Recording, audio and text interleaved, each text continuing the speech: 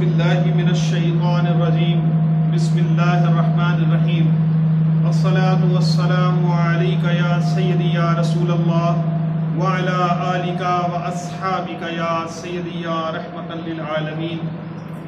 حاضرین و سامعین، السلام علیکم ورحمۃ اللہ وبرکاتہ۔ تمام مسلمانوں کو یوم الجمعہ مبارک ہو۔ اللہ تبارک و تعالیٰ سے دعا ہے کہ اللہ تعالیٰ اس دن کے فیوز و برکات سے ہمیں نوازے اور ہمارے تمام صغیرہ کبیرہ گناہوں کو معاف کرے، آمین۔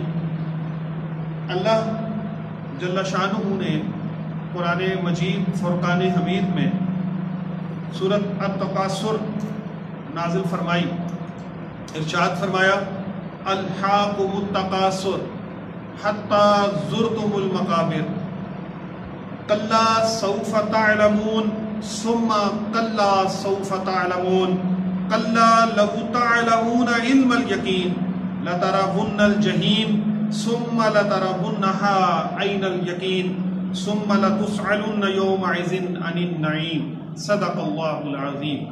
ارشاد باری تعالیٰ ہے الحاکم التکاثر، تمہیں مال کی کثرت نے غافل کر دیا ہے، حتیٰ یہاں تک کہ زرتم المقابر، تم نے قبروں کو جا دیکھا، کلا سوف تعلمون، دیکھو تمہیں عنقریب معلوم ہو جائے گا، ثم کلا سوف تعلمون، پھر دیکھو تمہیں عنقریب اس بات کا پتہ چل جائے گا، کلا لو تعلمون علم الیقین، دیکھو اگر تم جانتے ہو علم الیقین سے، لترون الجحیم، تم ضرور دوزخ دیکھو گے، استغفر اللہ، ثم لترونها عین الیقین، پھر اس کو ایسا دیکھو گے کہ عین الیقین آ جائے گا، یعنی جب وہ سب کچھ اپنی آنکھوں سے دیکھو گے تو وہ جو اب غیب ہے وہ حاضر ہو جائے گا، وہ تمہیں سارے کا سارا نظر آنا شروع ہو جائے گا، ثم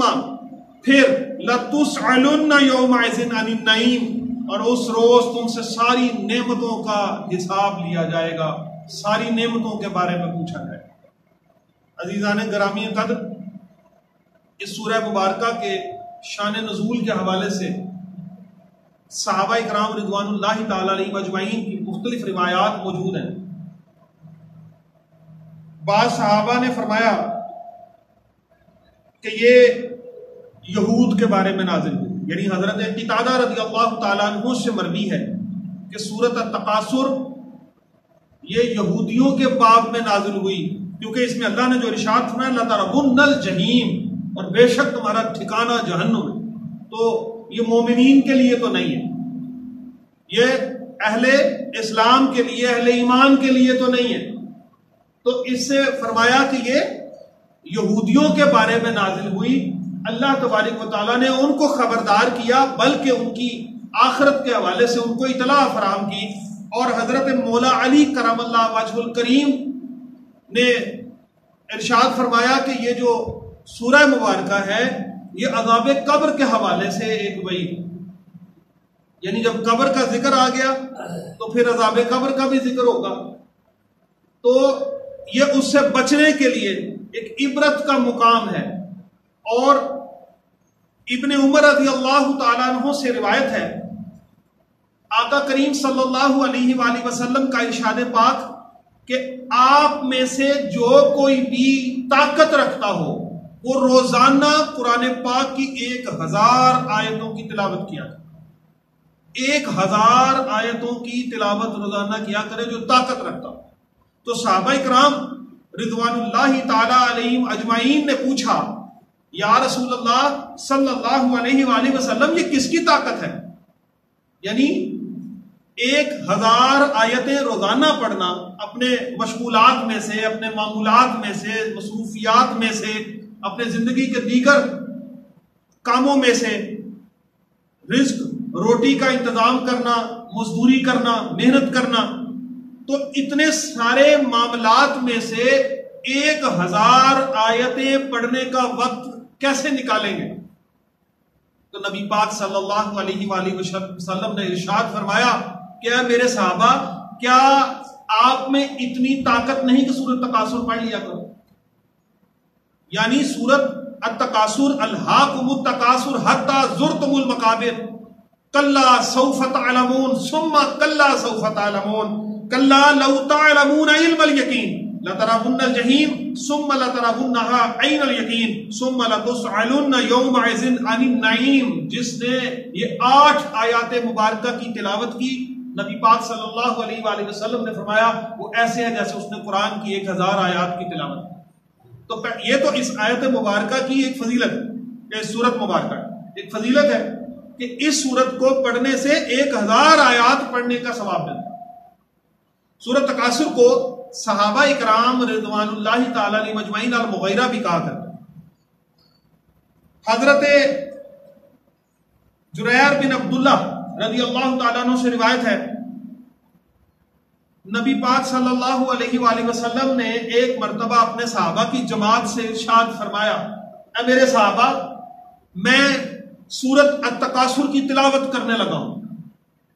یعنی آقا کریم صلی اللہ علیہ وآلہ وسلم نے اپنے صحابہ کو متوجہ کر کے فرمایا، میرے صحابہ میں سورت التکاثر کی تلاوت کرنے لگا ہوں. جو شخص یہ سن کر رو دیا اللہ تبارک و تعالیٰ اس کو جنت میں جگہ عطا فرمائے. یعنی آپ اندازہ کریں اس سورت مبارکہ کی فضیلت کہ جو اس کو سن کے ڈر گیا،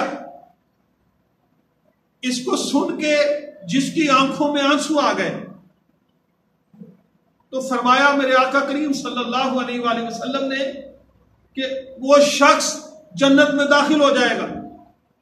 تو نبی پاک صلی اللہ علیہ وآلہ وسلم نے، میرے آقا کریم صلی اللہ علیہ وآلہ وسلم نے اس سورت مبارکہ کی تلاوت کی.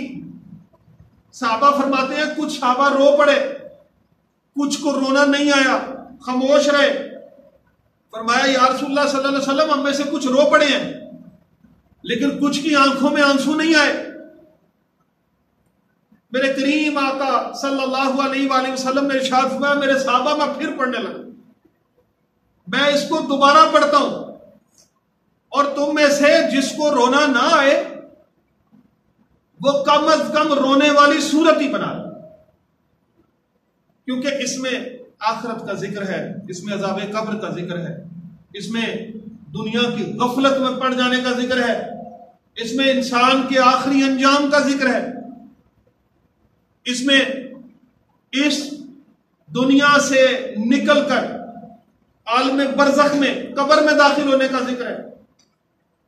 نبی پاک صلی اللہ علیہ وآلہ وسلم نے پھر سے یہ سورت پڑھی، الہاکم التکاثر حتی زرتم المقابر کلا سوف تعلمون ثم کلا سوف تعلمون کلا لو تعلمون علم الیقین لترون الجحیم ثم لترونها عین الیقین ثم لتسألن یومئذ عن النعیم.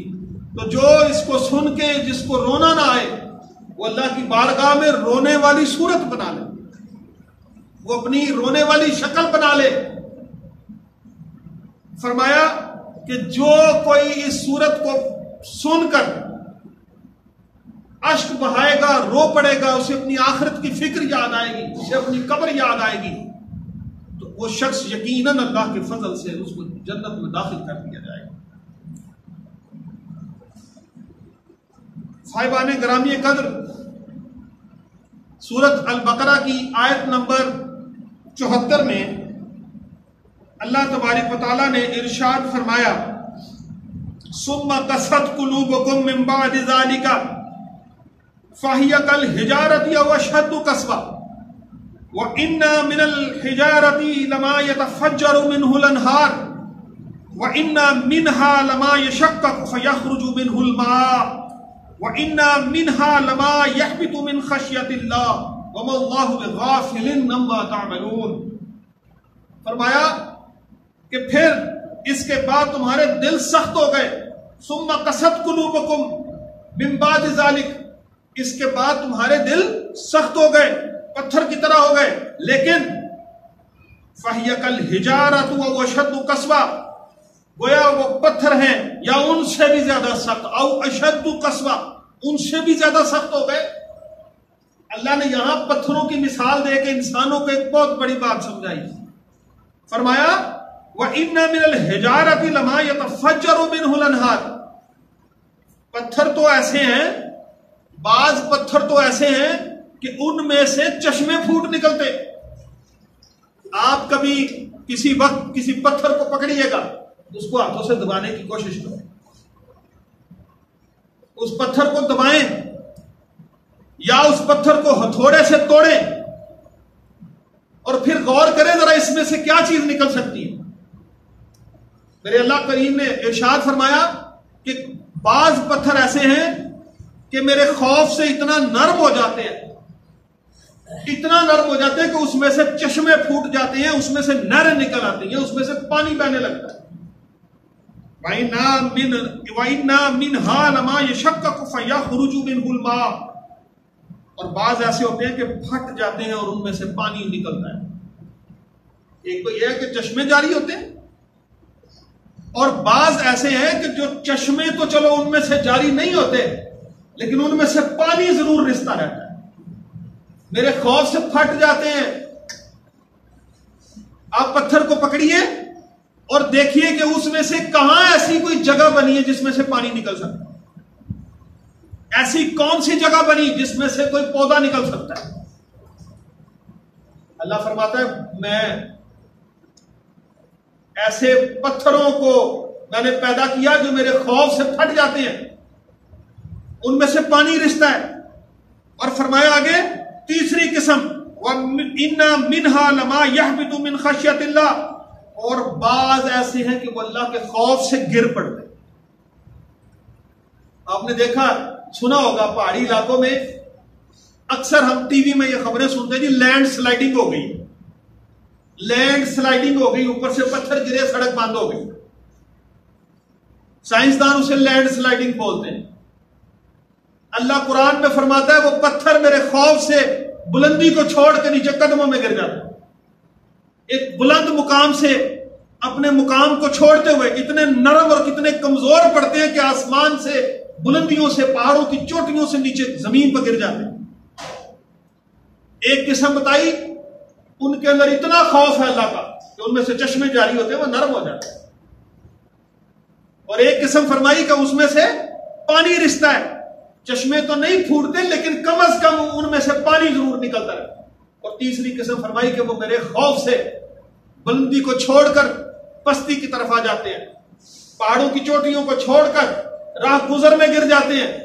وہ بڑے بڑے بلند و بالا پہاڑوں کے سروں پر رہتے ہوئے نیچے لوگوں کے قدموں میں آ جاتے ہیں. تو یہاں ایک سبق ہے، اے حضرت انسان، کیا تو پتھر سے بھی گیا گزرا ہو گیا؟ آج تیری آنکھوں میں آنسو نہیں آتے؟ بڑی بڑی نہریں اور چشمے جاری کرنا تو دور کی بات ہے، تیری آنکھوں میں نمی تک نہیں آتی. اللہ کے خوف سے تیرا دل پھٹتا نہیں ہے؟ اللہ کے خوف سے تیرا دل ڈرتا نہیں ہے؟ جب کوئی غلط کام کرتے ہو تو اس وقت دل کیوں نہیں ڈرتا؟ جب گناہ کا کام کرتے ہو دل کیوں نہیں ڈرتا؟ فرمایا جس نے سورت التکاثر کو سن کر جس کی آنکھوں میں آنسو آئے وہ رو پڑا، اللہ کے محبوب صلی اللہ علیہ وسلم نے ارشاد فرمایا وہ جنتی، اللہ اس کو جنت میں داخل کرے. اللہ تبارک و تعالیٰ کا خوف اور پھر اس سے ایک امید رکھنا کہ وہ بخش لے گا، یہی ایمان ہے. ایمان اسی کے درمیان میں. آج ہمیں اپنی حالتوں پر غور کرنے کی ضرورت ہے. آج ہم پر کتنی مشکلات ہیں، آج ہم کس کس طرح کی اذیتوں میں اور آزمائشوں میں مبتلا ہیں. لیکن آپ نے دیکھا ابھی آپ بازار چلے جائیں تو آپ کو وہاں ہجوم نظر آئے گا، بھیڑ نظر آئے گی، لیکن مساجد میں دیکھیں کیا حال ہے. اللہ کی یاد سے دل غافل ہو چکے ہیں. ان غافل دلوں کو اللہ کی طرف بلانا ہی اب اصل دین ہے. اللہ تبارک و تعالیٰ کی طرف ان غفلت زدہ دلوں کو موڑنا بڑی عبادت ہے، اللہ کے حضور بڑا مقبول عمل ہے. میں آپ کو ایک روایت بتاتا ہوں. ایک مرتبہ اللہ تبارک و تعالیٰ نے فرشتوں کو ایک بستی کی طرف بھیجا اور کہا یہ نافرمانوں کی بستی ہے، جاؤ جا کر اس کو تباہ و برباد کر دو، اس کو نیست و نابود کر دو، صفحہ ہستی سے مٹا دو۔ وہ فرشتے گئے، عذاب کے فرشتے گئے، انہوں نے جا کے دیکھا کہ اس بستی میں ایک ایسا بندہ اللہ کا بیٹھا ہے کہ جو ہر وقت اللہ کی عبادت کرتا رہتا ہے۔ وہ فرشتے اس کو دیکھ کے واپس آ گئے۔ اللہ تبارک و تعالیٰ جو غیب کی خبریں بھی جانتا ہے، اللہ کو سب معلوم ہے۔ اللہ نے پوچھا کیا ایسی وجہ ہے کیا فرشتوں تم عذاب دیے بغیر واپس آ گئے؟ فرمایا اے اللہ، ادھر تیرا ایک ایسا بندہ بھی بیٹھا ہے جو ہر وقت تیرا ذکر اذکار کرتا ہے، جو ہر وقت تیری عبادت میں مشغول ہے، اور ہم اس کو دیکھ کے واپس آئے۔ اللہ تبارک و تعالیٰ کی ذات نے فرمایا واپس جاؤ، اس شخص کو نیچے رکھ کے اس کے اوپر اس بستی کو الٹا کر آؤ۔ میں اس کی عبادت کو کیا کروں کہ اس کے ارد گرد لوگ گمراہ ہو رہے ہیں؟ میں اس کی عبادت کو، اس کے سجدوں کو، اس کے قیام کو کیا کروں کہ اس کے ارد گرد لوگ بھٹکے ہوئے ہیں لیکن وہ دعوت فکر نہیں دیتا، وہ لوگوں کو دین کی طرف نہیں بلاتا۔ آج ہمارا یہ حال ہو چکا، ہم خود بھی برائی پر کاربن ہیں اور ہم میں اتنی جرت بھی نہیں کسی کو نیکی کی دعوت دے سکتے۔ آج ہمیں ڈر لگتا ہے، آج ہمیں ڈر لگتا ہے کہ ہم کسی کو دین کی دعوت دیں، پتہ نہیں وہ آگے سے ہمیں کیا جواب دیں۔ ہم میں سے کتنے لوگ ہیں جو صبح فجر کے وقت اٹھ کے مسجدوں میں آتے ہیں؟ اللہ تعالیٰ نے ارشاد میں الہاکم التکاثر، تمہیں مال کی کثرت نے غافل کر دیا ہے، حتی زرتم المقابر، یہاں تک کہ تم نے قبریں جا دیکھی۔ کیا انسان کا انجام؟ ایک سفر ہے، اور وہ سفر کا اختتام، اس سفر کا اخیر عالم برزخ ہے۔ انسان پھر دوبارہ اللہ تبارک و تعالیٰ کے سپرد ہو جاتا ہے۔ وہ سارا اس کا مال، اس کی جان، اس کی اولاد، اس کا جتنا بھی اس کی جائیداد ہے، اس کی وراثت ہے، وہ ساری کی ساری دنیا میں رہتی ہے۔ کتنے لوگوں کی وراثتوں کو ہم جانتے ہیں؟ کوئی ایسا شخص بھی ہے جو اپنا مال دنیا سے جاتے ہوئے لے گیا ہو؟ آقا کریم صلی اللہ علیہ وآلہ وسلم نے فرمایا 3 قسم کا مال ہے جو تم نے کھا لیا، جو تم نے پہن کے بوسیدہ کر دیا، اور جو تم نے صدقہ کر کے اللہ کی راہ میں دے کے ذخیرہ کر لیا۔ اس کے علاوہ ہر چیز کے بارے میں تم سے پوچھا جائے، سارے کا سارا مال انسان کا دنیا میں رہ جاتا ہے۔ آج آپ دیکھیں کہیں ایسا ہے کہ صرف اور صرف بوڑھے لوگوں نے اس دنیا سے جانا ہے؟ کیا جوان نہیں جا رہے؟ کیا بڑے بڑے نوجوان نہیں جا رہے؟ کیا صرف ضعیف لوگ جائیں گے؟ کیا صرف کمزور اور نحیف اور بیمار لوگ جا رہے ہیں؟ نہیں، صحت مند بھی جا رہے ہیں، بڑے بڑے جوان بھی جا رہے ہیں، بڑے بڑے جو ہے وہ جسم و جسہ کے مالک بھی۔ کسی وقت بھی اجل کا بلاوا آ سکتا ہے۔ شیطان کے اس وسوسے سے اپنے آپ کو نکال لیجئے کہ ہمارے پاس بڑا وقت ہے، ہم ابھی تو جوانی ہے۔ آج کسی جوان کو اگر دین کا حلیہ جو ہے وہ بناتا ہوا کو دیکھ لے، وہ کہے گا تم کس عمر میں یار کن کاموں میں پڑ گئے ہو؟ ابھی تو بڑا وقت پڑا ہے، شادی ہوگی، بچے ہوں گے، پھر نانا دادا بنو گے، پھر بوڑھے ہو گئے، پھر تم بھی تسبیح پکڑ کے مسجد چلے جایا کرو۔ کتنا بڑا وسوسہ ہے جو شیطان نے آج ہمارے دلوں میں ڈال دیا۔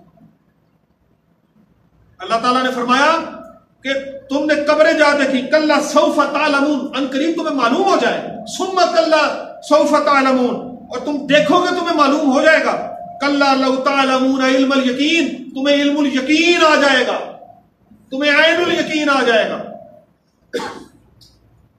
وہ سب کچھ جو قرآن تمہیں بتاتا ہے، وہ سب کچھ جس کی طرف تمہیں دین کی دعوت دی جاتی ہے، تم اپنی آنکھوں سے دیکھو گے۔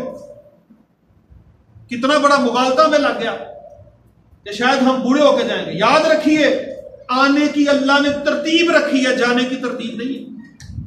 جانے کی کوئی ترتیب نہیں کہ بڑے بڑے جائیں گے اور ان کے پیچھے چھوٹے چھوٹے جائیں گے۔ آج چھوٹے بھی جا رہے ہیں، بچے بھی جا رہے ہیں، جوان بھی جا رہے ہیں، کسی بھی وقت موت کا بلاوا آ سکتا ہے۔ آج میں آپ کو بتاؤں، بخاری شریف کتاب باب الوصایا جلد 2 کی ایک حدیث مبارکہ، میری آقا کریم صلی اللہ علیہ وسلم نے فرمایا کہ میری امت میں شرک نہیں ہوگا۔ یہ پہلی تو بات میں یہ کر دوں، یہ رد ہے ان سارے فتووں کا جو لوگوں پہ شرک کے فتوے مسلمانوں پہ لگاتے ہیں۔ مسلمان ہو تو شرک نہیں کر سکتا. میرے آقا کریم صلی اللہ علیہ وسلم نے فرمایا مجھے ڈر نہیں اس بات کا کہ میرے بعد تم شرک میں مبتلا ہو جاؤ گے. نعوذ باللہ کسی لات منات عزا حبل کے کا یغوث یعوث نصر نائلہ بد سوا کی پوجا کرنے لگو گے, تم کسی غیر اللہ کو پکارو گے. مجھے اس بات کا خدشہ نہیں ہے. ہاں مجھے تم سے جو ڈر ہے وہ یہ ہے کہ تم دنیاوی لذتوں میں کھو جاؤ. مجھے یہ ڈر ہے کہ تم بھول کے نہیں جان بوجھ کے کیا کرو گے. آج آپ دیکھ لیں, آج کسی بھی ایک شخص کو پوری دنیا میں سے کسی بھی ایک شخص کو پکڑ لیں اور اس سے پوچھیں رشوت حرام ہے کہ نہیں, وہ کہے گا جی بالکل حرام جی, میں رشوت لینے والے کے جنازے کے ساتھ نہیں جاتا. آپ کسی سے پوچھیں, اسے کہیں کہ تم مجھے فتویٰ دے دے کہ رشوت حلال, وہ کہے گا خدا کا نام لیں توبہ استغفار کریں, کیسے ہو سکتا ہے. آپ جس سے بھی پوچھیں گے وہ یہی کہے گا. تو پھر رشوت کا بازار گرم کیوں ہے؟ پھر رشوتیں لینے والے کون لوگ ہیں؟ زبان پہ کچھ ہے دلوں میں کچھ ہے. آج کسی سے پوچھیں شراب پینا کیسا ہے, وہ کہے گا استغفر اللہ توبہ استغفار, نام بھی نہیں لینا. تو پھر شرابیں کیوں پی جا رہی ہیں؟ آج کسی سے پوچھیں کوئی کہتا ہے زنا ٹھیک ہے, کوئی کہے گا چوری اور ڈکیتی ٹھیک ہے. اس کا کیا مطلب ہے؟ اس کا مطلب ہے ہر بندے کو پتا ہے یہ گناہ ہے, گناہ کبیرہ ہے. ہر بندے کو اس بات کا علم ہے کہ یہ اللہ کی ناراضگی کا سبب ہے.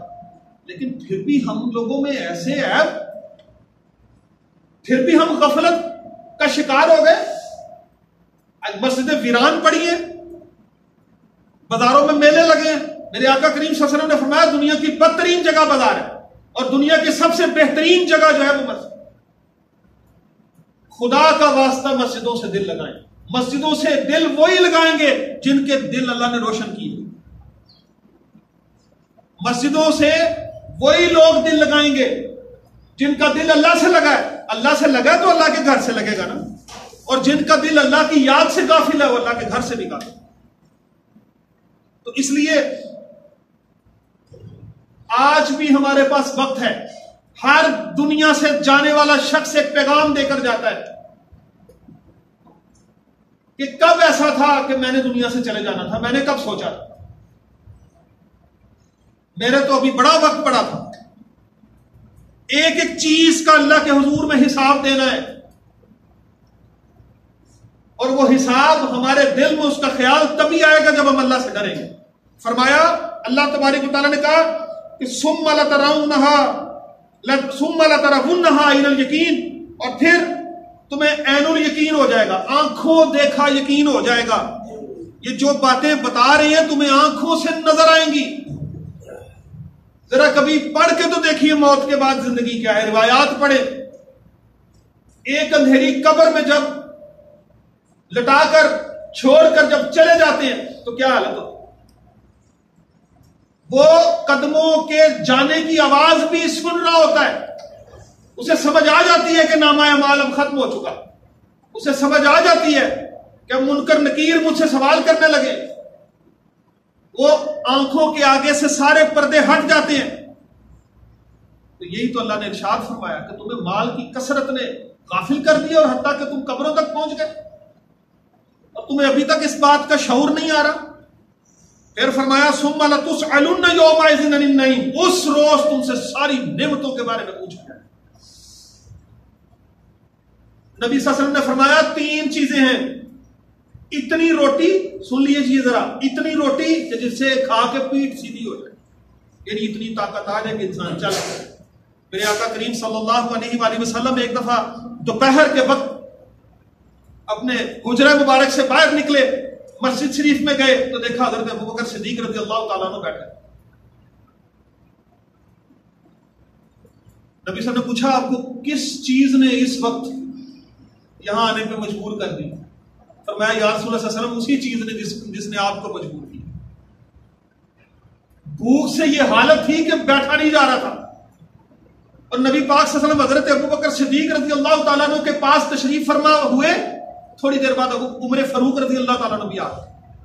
فرمایا عمر آپ کو کس نے مجبور کر دیا کہ آپ اس وقت باہر نکل آئے؟ فرمایا یا رسول اللہ صلی اللہ علیہ وسلم اسی چیز نے جس نے آپ دونوں کو مجبور کیا. 42,000 مربع کلومیٹر کے مالک. جمعے کا خطبہ دینے سے پہلے ایک شخص نے کہا یہ کرتا بتائیں کہاں سے آیا. یہ نہیں کہا کہ میں تو وہ جس نے اسلام کے لیے بڑی خدمات پیش کی ہیں. میں تو وہ ہوں جس نے بادلوں کو کہا بادلوں جاؤ جدھر جا کے برسوں کے ادھر اسلام کی حکومت ہوگی. میں نے پولیس کا محکمہ قائم کیا, میں نے فلاں محکمہ لگایا, میں نے بیت المال قائم کیا, میں نے وظائف لگائے, میں اسلام کا جو ہے وہ خلیفہ دوم, میں فلاں. فرمایا کرتا کہاں سے آیا؟ جمعہ بعد میں پڑھیں. اور آپ نے بتایا, فرمایا میرا بیٹا عبداللہ ابن عمر جواب دے. بیٹے کھڑے ہوئے کہا مال غنیمت میں جو چادریں آئی تھیں وہ ہر ایک حصے کی ایک چادر تھی. میرے والد کا قد طویل ہے, میں نے اپنے حصے کی چادر ان کو دی ہے, انہوں نے گوتا بنایا. وہ مطمئن ہوا شخص, پھر بیٹھا, پھر جمعہ ہوا. کسی شرطے نے نہیں پکڑا, کسی نے نہیں کہا تم امیر المومنین کی شان میں گستاخی کرتے ہو. اور وہ امیر المومنین بھی وہ جن کے بارے میں نبی صلی اللہ علیہ وسلم نے فرمایا کہ میرے بعد کوئی نبی ہوتا تو عمر ہوتا. اگر ان سے سوال ہو سکتا ہے آج کو حکمرانوں سے کیوں نہیں ہو سکتا؟ اگر اتنی پاکیزہ ہستیوں سے سوال ہو سکتا ہے اور شریعت اجازت دیتی ہے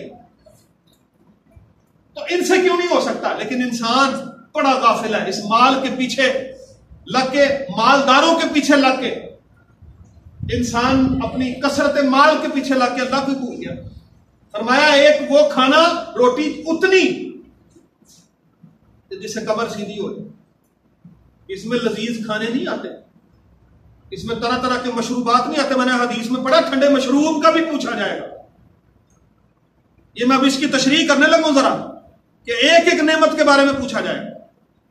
دوسری چیز, اتنی چھت کہ تم اپنا سر ڈھانپو, یعنی رہنے کے لیے تمہاری ضرورت کے مطابق ایک مکان. تیسری چیز, اتنا کپڑا جس سے تم اپنا سطر ڈھانپو. اس کے علاوہ ہر چیز کے بارے میں, ہر نعمت کے بارے میں اللہ نے سوال کرنا ہے. بندے بتا میں نے تجھے فلاں نعمت عطا کی تھی, اے بندے میں نے تجھے فلاں چیز عطا کی تھی.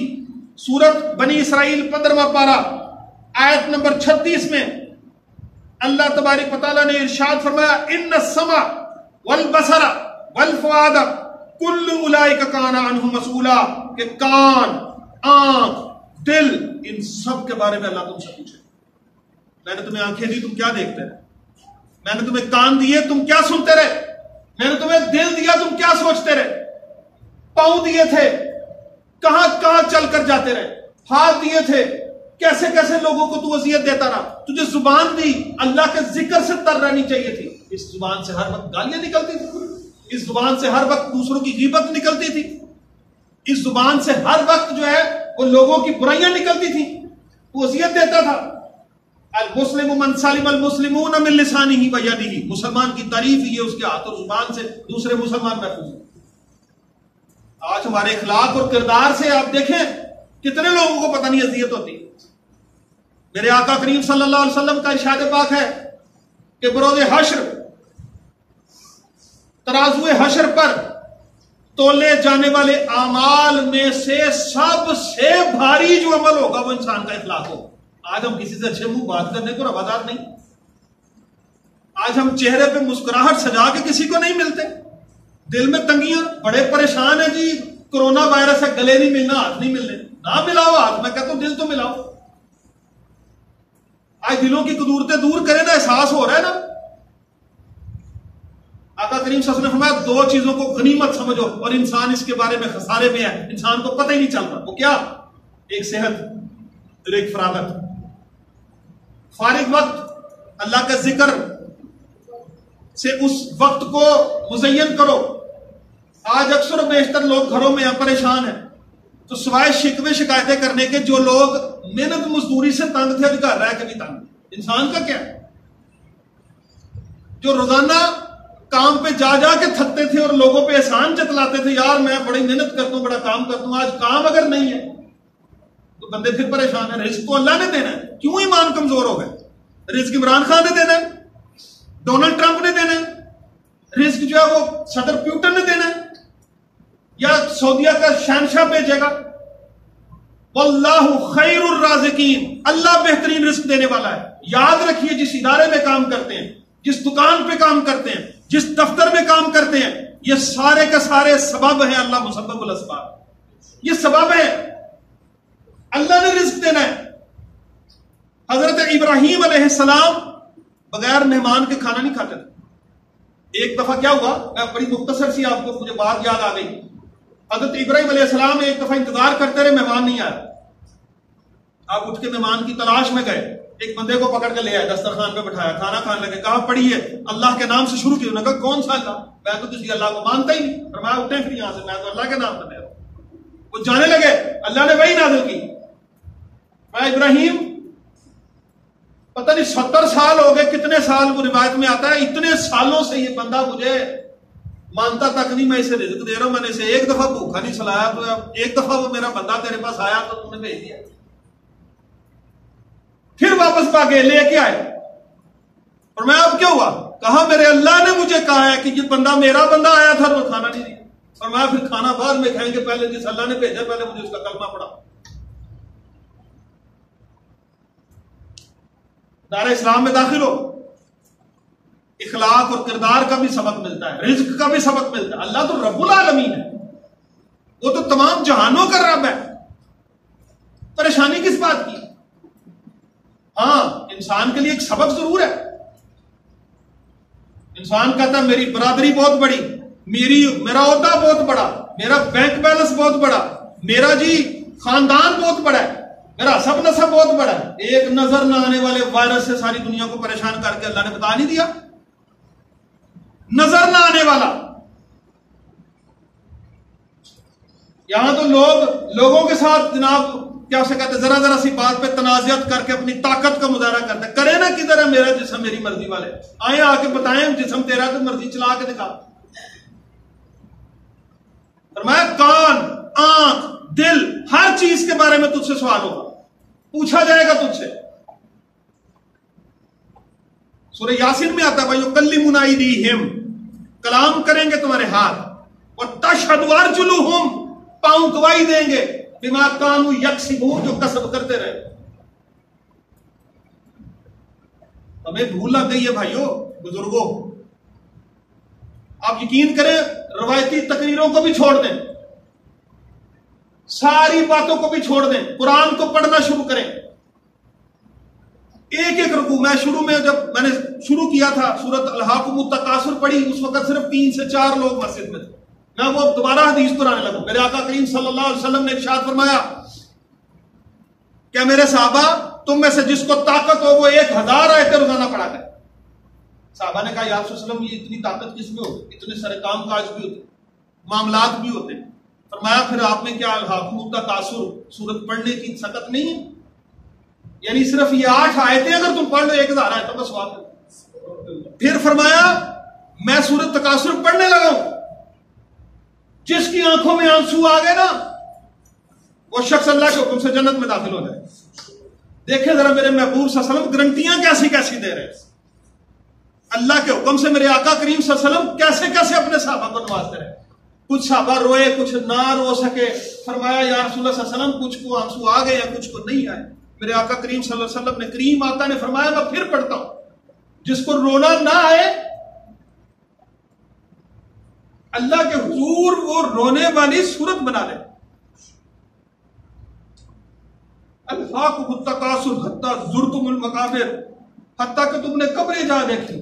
کیا انسان کا انجام ہے، کیا انسان کی حقیقت، انسان کی اصلیت، ایک مکھی تک بھی اپنے ناک سے پھر وہ ہٹا نہیں سکتا۔ تو ہم ان ساری نعمتوں کا اللہ کے حضور جواب دیں۔ آج ہم کپڑوں کے کتنے ذخیرے رکھتے ہیں اپنے پاس، کبھی اللہ کا شکر ادا نہیں کی۔ ایک دفعہ حضرت عمر فاروق رضی اللہ تعالیٰ عنہ کے پاس ایک گورنر اسلام کی شکایت آئی۔ ایک سائل آ کے کہنے لگا حضرت امیر المومنین حضرت عمر فاروق رضی اللہ تعالیٰ کے بارے میں، بصرہ کے گورنر کے دروازے پہ گیا، جا کے دروازہ کھٹکھٹایا، انہوں نے دروازہ نہیں کھولا، مجھے کام تھا۔ حضرت عمر فاروق رضی اللہ حکم جاری فرمایا فوراً ان کو پیش ہو۔ سائل آیا اور دروازہ نہیں کھولا، کوئی پہرے دار نہیں، پہرے دار رکھنے کی اجازت نہیں، اعلیٰ سواری گھوڑا رکھنے کی اجازت نہیں۔ آئے، پوچھا یہ سائل کھڑا ہے، ہاں جی بتائیں. فرمایا میں گیا ہوں، دروازہ کھٹکھٹایا، انہوں نے دروازہ نہیں کھولا. عمر فاروق نے فرمایا آپ کیا کہتے ہیں؟ وہ رو پڑے، کہنے لگے حضور ٹھیک کہہ رہے ہیں، لیکن میں کیا کروں، میرے پاس چادر ایک تھی اور اس وقت میں وہ چادر اتار کے دھو رہا تھا، میں دروازہ کھول نہیں سکتا تھا، سطر لپیٹنے کے لیے کپڑا نہیں تھا. ایسے تو نہیں اسلام تھا. اسلام مال کی کثرت سے، جن کے پاس مال تھا وہ بھی اللہ کی راہ میں لٹا لیا. حضرت ابوبکر صدیق رضی اللہ تعالیٰ نے گھر کا سارا سامان لے آئے، دیواروں پہ ہاتھ پھیر پھیر کے دیکھتے تھے کچھ کو کیل تو نہیں لگا رہ گیا. ایک جگہ پہ آپ بار بار ہاتھ پھیریں. فرمایا کیا ہوا؟ فرمایا یہاں ایک کپڑا سلائی کر کے سوئی رکھی تھی کہ میں کہتا ہوں کہ وہ بھی نہ رہ جائے. حضرت عثمان غنی رضی اللہ تعالیٰ نے 1000 اونٹ مالوں سمیت اللہ کی راہ میں قربان، باغات اللہ کی راہ میں قربان. جن کے پاس مال تھا وہ بھی اللہ کی راہ میں دیتے تھے. اس مال کی کثرت کو اپنے دل سے نکالیں، اللہ ضرور دے گا، لیکن جب آپ اسی کے پیچھے لگ جائیں گے تو پھر دل غافل ہو جائے گا. اللہ خود عطا کرے گا تو اپنی یاد بھی ساتھ دے گا، پھر غریبوں کا بھی احساس ہوگا، پھر ندار اور مستحقین کا بھی احساس ہوگا. تو خدا را اپنی اصلاح کیجئے. وقت ہمارے پاس بہت کم ہے، اتنی مہلت نہیں. آپ دیکھیں کیسے پر لگا کے وقت اٹھ رہا. رمضان شریف دیکھیں کیسے ایک دم سے چلا گیا. روزے آ رہے ہیں جی، وزیر روزے آنے والے آگے جی. پہلا روزہ ہے، 3 ہو گئے جی، پہلا اشرا ختم ہو گیا، عید بھی پڑ گئے. پچھلے ماضی کی طرف نظر تو دوڑا کے دیکھیں وقت کتنی تیزی سے گزر. توبہ استغفار کریں. اللہ تبارک و تعالیٰ سے دعا ہے کہ اللہ تعالیٰ ہمیں عمل کی توفیق عطا فرمائے. وآخر دعوانا الحمد للہ رب العالمین.